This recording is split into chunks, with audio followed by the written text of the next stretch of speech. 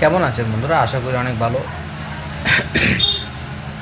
আমার এই তন্ত্র ও মন্ত্র বান চ্যানেলে যদি নতুন হয়ে থাকেন অবশ্যই সাবস্ক্রাইব করবেন, পাশে থাকা বেল আইকনটি প্রেস করে নতুন নতুন ভিডিও সবার আগে পাওয়ার জন্য আমাদের সাথে থাকবেন। আজকে খুব গুরুত্বপূর্ণ একটা তাবিজ নিয়ে আমি আপনাদের কাছে হাজির। বিশেষ করে এই তাবিজটা মেয়েদের জন্য। কী সমস্যা, কী কারণ আমি পুরোটাই আপনাদেরকে বলবো। তবে কিভাবে লিখবেন, কিভাবে করবেন, কী কী জিনিস লাগবে সব কিছু আপনি আপনাদের এই ভিডিওতে আপনাদেরকে বলবো। তবে যারা নতুন তারা অবশ্যই সাবস্ক্রাইব করবেন এবং নতুন নতুন ভিডিও সবার আগে পাওয়ার জন্য আমাদের সাথে থাকবেন।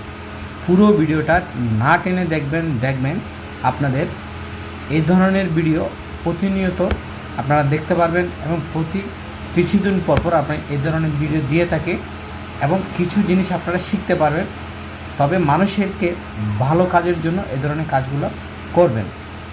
গুরুর অনুমতি ছাড়া এই ধরনের কাজ করবেন না। আজকে অমাবস্যা, আজকে রাতে, আমি এখন রাত্রি কথা বলছি, আজকে রাতে আপনারা এই কাজ করবেন। তবে যখনই পূর্ণিমা, যখনই অমাবস্যা, তখন এই কাজ করবেন। কি লাগবে? ঠিক আমার হাতে দেখুন, এরকম একটা পুতুল লাগবে। ঠিক এরকম একটা পুতুল লাগবে। কি করবেন? হ্যাঁ, সেই বিষয়টা বলছি।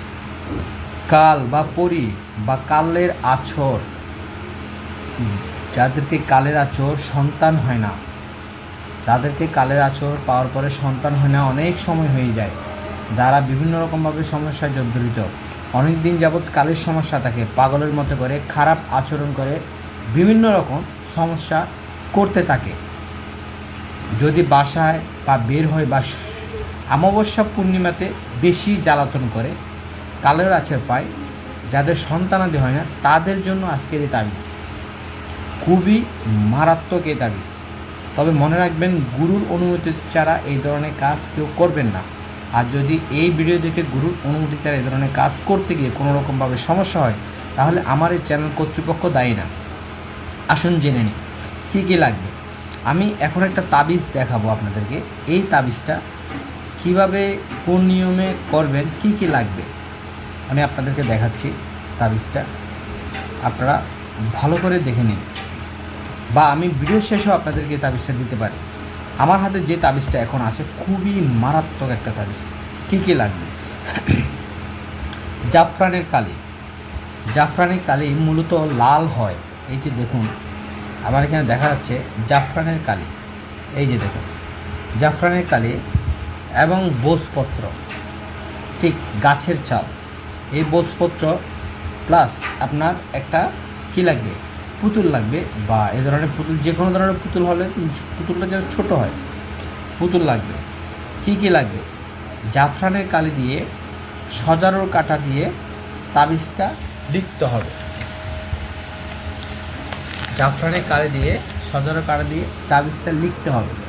লিখে এবং কি পরিমাপ বা কীভাবে করবেন, ঠিক এই সাইজের একটা তাবিজ